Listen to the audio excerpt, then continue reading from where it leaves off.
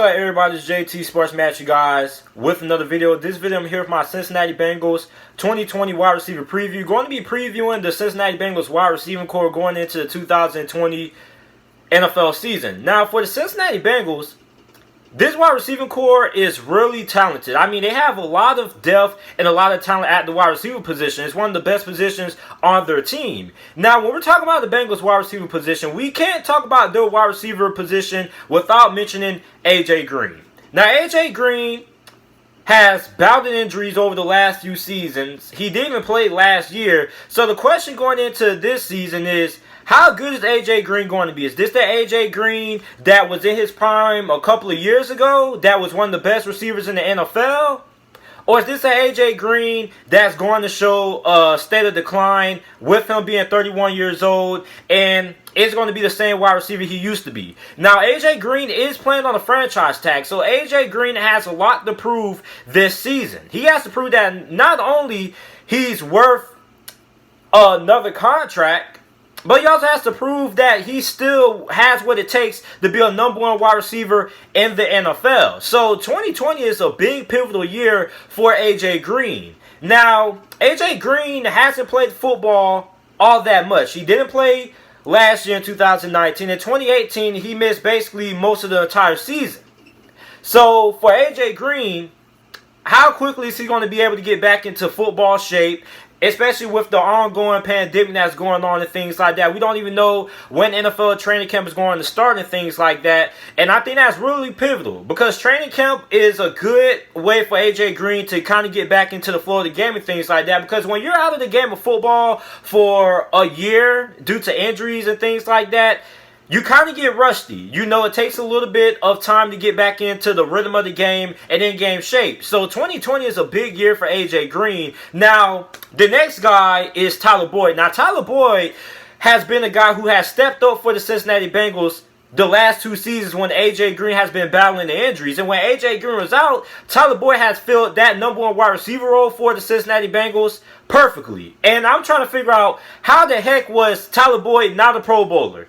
He's had not one but two 1,000-yard seasons and two very productive seasons as #1 wide receiver for the Bengals, and somehow this guy still has gotten snubbed for the Pro Bowl. Now, Tyler Boyd in 2019 had 1,046 receiving yards, 90 receptions, and 5 touchdowns. He was the most targeted wide receiver on the team by an absolute landslide. He was targeted 148 times last year. Now, Tyler Boyd is a guy who I feel is probably, in my opinion right now, I have a lot more confidence in Tyler Boyd than I do in A.J. Green. Now, that's not taking anything away from A.J. Green. It's just the fact that we haven't seen A.J. Green play in a full NFL game since, what, 2018? That's like a year. So I have more faith in Tyler Boyd than I do in A.J. Green, because we know what we're getting out of Tyler Boyd. Tyler Boyd is one of the most consistent wide receivers in the NFL, and really underrated. He reminds me a lot of T.Y. Hilton. When you talk about a good wide receiver, when you talk about some of the more productive wide receivers in the NFL, nobody really talks about Tyler Boyd. And he's a really good #1 wide receiver. Like, a lot of people really don't talk about him like that. So with Joe Burrow on the roster at quarterback now, you have to think that the sky's the limit for Tyler Boyd. In 2020, if Joe Burrow lives up to the hype, Tyler Boyd should be a Pro Bowler. Because he's probably going to have the best quarterback he's had in Cincinnati since he's been a Bengal. And with Joe Burrow at the helm at quarterback, I think Tyler Boyd should be able to have like a 1,200-yard season, and he should make the Pro Bowl this year if everything works out.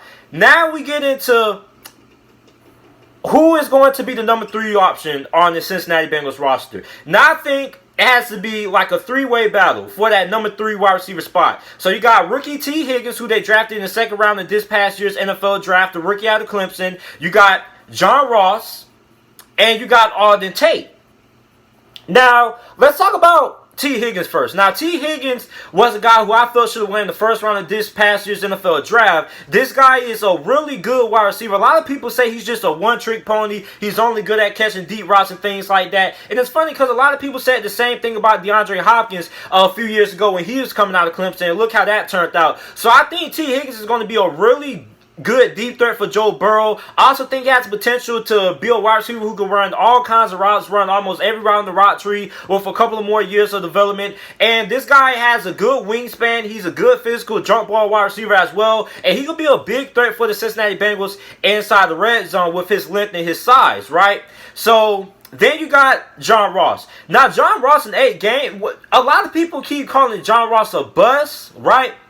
But if you watch John Ross play last year in the 8 games that he played when he was healthy, he was really productive. In those 8 games that he played, he had 506 receiving yards. He had 28 receptions and was averaging 8.1 yards per catch with 3 touchdowns as well. So when John Ross was on the field, he was productive. He produced, right? Now, John Ross, imagine if John Ross played the whole entire season last year. He probably would have had 900 yards, probably would have came a couple of yards shy of 1,000 yards. So if John Ross can stay healthy, I'm pretty confident in his ability to be able to produce. And with Joe Burrow, with the way that Zach Taylor should be building this offense around Joe Burrow, you're probably going to see a lot of 4 wide receiver sets. And with a guy like John Ross and Joe Burrow, a really accurate quarterback, I think they're going to have a really good connection right away. And it's not, listen, every team needs an elite deep threat wide receiver. With John Ross' speed, if he's able to stay fully healthy, this guy could potentially be a Pro Bowler. Now, I know I'm saying almost every Cincinnati Bengals wide receiver can be a Pro Bowler and things like that, but I'm really high on Tyler Boyd and John Ross. And like I said, if John Ross was to stay fully healthy last year, he probably would have had like 800, 900 receiving yards last year, and nobody would be questioning his ability to play, and nobody probably would be calling him a bust, because a lot of people call John Ross a bust, but they haven't really watched a lot of Bengals games, because when John Ross is on the field and he's healthy and he's able to produce, he's solid, right? But the reason why a lot of people label him a bust is because a lot of people not only do people talk about the injuries, but they haven't really seen him on the field like that. So then we gotta talk about Auden Tate. Auden Tate was another guy last year that stepped up for the Cincinnati Bengals. Now, Auden Tate had 575 receiving yards last year. For the receptions, he was targeted 80 times, only had 1 touchdown. Now, Auden Tate should be in for a big season if he's able to end up winning out that number 3 wide receiver spot. Now, Auden Tate is big. He's physical. Now, this guy isn't a burner or anything like that, but this is a really physical guy. Really physical, right? And I really like Auden Tate a lot. I really like, in a few games that I watched for Cincinnati last year, probably like the near end of the season, Auden Tate was really starting to turn things off. In some games, he even ended up being the best wide receiver in some of the games that the Cincinnati Bengals played last year. Even had some better games than Tyler Boyd. The only thing was that he wasn't able to find the end zone all that much. So if Auden Tate gets some more opportunities, get some more targets, get some more snaps, then this guy could also be a guy to look out for. Then you also got Alex Erickson. Now, Alex Erickson is a little bit on the shorter side. He's like, what, 5'11" or 6 feet or something like that. Now, he had 529 yards, 43 receptions, 78 targets. Now, he also failed the register a touchdown, but I mean, he was also pretty productive as well. Then you got undrafted free agent Stanley Morgan, who was undrafted last year coming out of Nebraska. Now, you also got Mike Thomas, who played his last 4 years for the LA Rams. Didn't really get all that much PT, but he's going to be reunited with Zach Taylor. Then they just signed him this past offseason in March. Then you got DeMarcus Lodge, who came out of Ole Miss last year. I was really high on him. You got Damian Willis. You got Scotty Washington. Now, Scotty Washington is really interesting, right? Now, let me tell you guys about Scotty Washington. Scotty Washington is 6'5", 217 pounds out of Wake Forest. Now, Scotty Washington has some potential, but during Wake Forest, he battled injuries, right? So injuries is really a big concern when it talks about when it comes to Scotty Washington. But don't overlook Scotty Washington. Scotty Washington is better than your typical run-of-the-mill undrafted free agent. If Scotty Washington is able to stay healthy, I think he should at least be able to make the practice squad and potentially make the 53-man roster when it's all said and done. So, overall, in terms, I think the biggest sleepers on the Cincinnati Bengals wide receiving core, I think it has to be Auden Tate, John Ross.